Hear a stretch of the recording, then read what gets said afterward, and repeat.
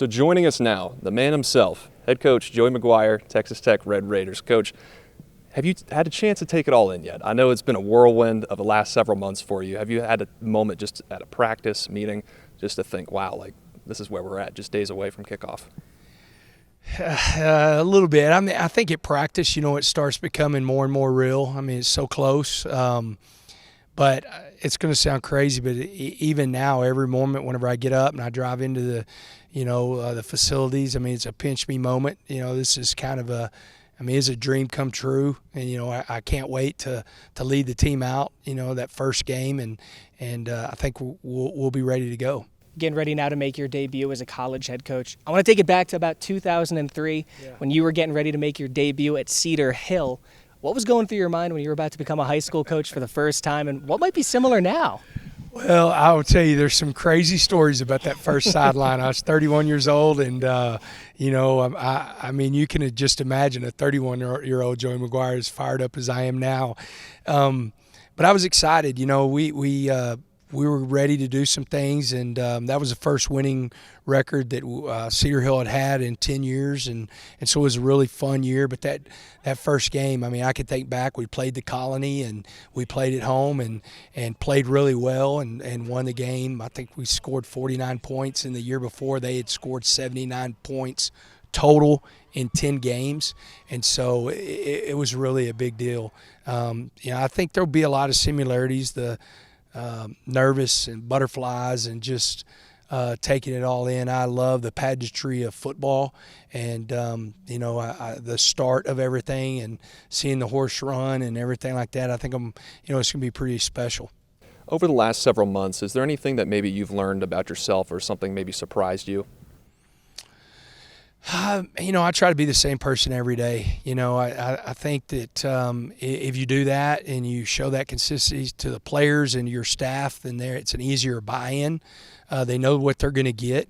And so I don't know, surprised. I think the other things have surprised me. I mean, everybody always asks me about, like, what surprised you about Texas Tech. The fan base is absolutely incredible. I had no – and this is coming from a guy that knows Texas Tech, that has been out here in games from Spike Dykes, to Cliff Kingsbury and watching them coach. And I've been out here, I've seen it.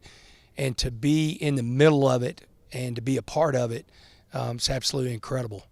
I want to go back now again to your time over at Baylor, or that school in Waco, as you call it now. Right. Matt Rule, of course, was the one who brought you in there. Then he would leave for the NFL, and you ended up becoming a finalist for that head coaching job at Baylor. Of course, it would go to Coach Aranda there. What do you think Joey McGuire now would say to Joey McGuire then, considering, obviously, in hindsight, everything happens for a reason? Man, he would tell him to be patient and take a deep breath. That was a rough time. I always tell everybody, like, I wanted that job because I was a part of recruiting that team. And, man, I just fall in love with my players. Like, they're a part of everything that I do and everything that I believe in. And so I was so close to that group, and, it was right there. I was a finalist. It came down to me and Coach Aranda. And so that was really tough. But I also understand, I would tell myself, you're fixing to learn something that is going to make you a better coach if you can just hang in there. And luckily I did, because I did learn a lot in 20 and 21 that's helping us right now become the team that we're going to be. And that was a moment that ended up bringing you to Texas Tech in the first place. No doubt. There was another moment before that actually kept you away from Texas Tech for a little bit. You were going to be a student here, but then you met someone. Who might that have been? Yeah, I met my wife. I mean, my best friend is Roger Korn. He was a walk-on tight end, ended up earning a scholarship for Spike Dykes. And I was getting ready. It was our junior year going into that semester, and I was planning on transferring. I had everything set, ready to go, and I was moving in with him, Roger, and I met my wife, and I had to call him and say, look, man, I love you,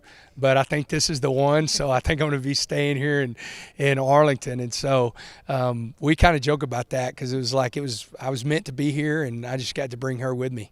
What's delayed isn't denied, am I right? No doubt. Well, how does the excitement that you bring every day fit into the vision you have for this program moving forward? Well, I think, you're doing something really hard.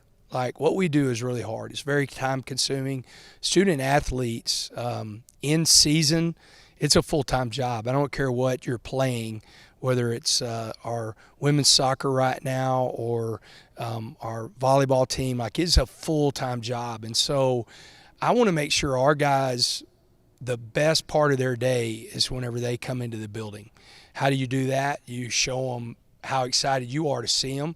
And it's genuine. You show them how this can help them be a better person and the best version of themselves.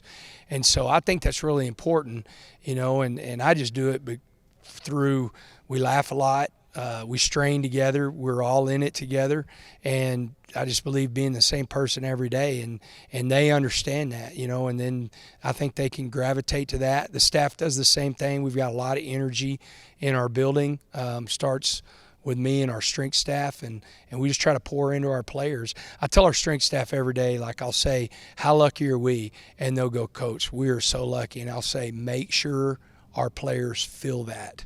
And so I think that's really important. It's not just the players that are excited about the season. It's the entire Texas Tech fan base, it kind of seems like.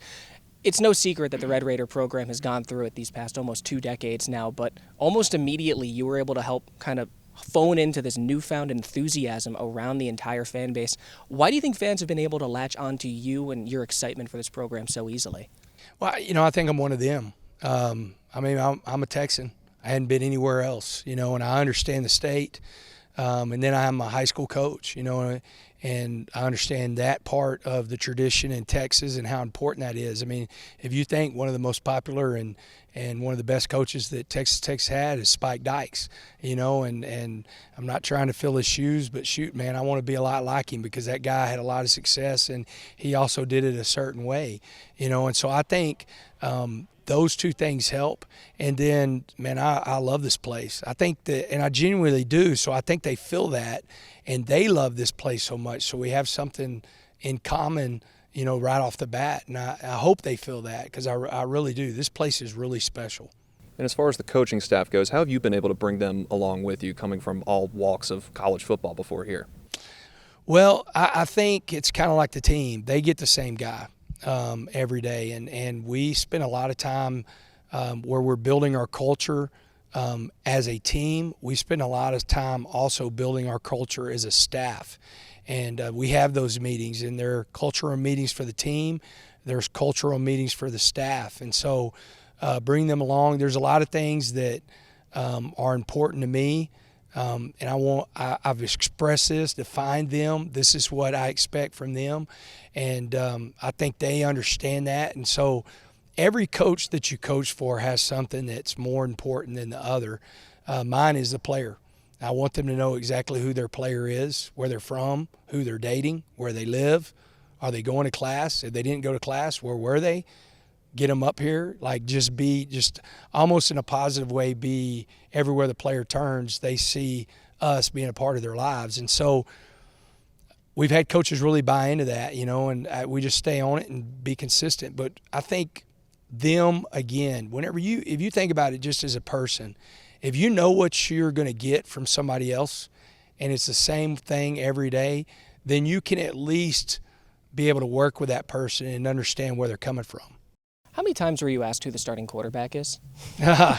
Well, it was so many times, and you and I have talked. I mean, I've said this. I started making a joke of starting the whole question and answer everywhere I went with, "Hey, look, I'll answer anything about Texas Tech except the starting quarterback. I'll talk about all three of them until we name one." And that was a little bit out of respect for those three guys, but also it was a battle. I mean, it was all three of them did such a great job. It was not like that any one of them you're like, oh, we can't go play with this guy. I still believe that at any point in time those guys can win games for us. And, of course, you did name Tyler Shuck now as the starting Yes, sir. quarterback. You just mentioned you want to get to know the player.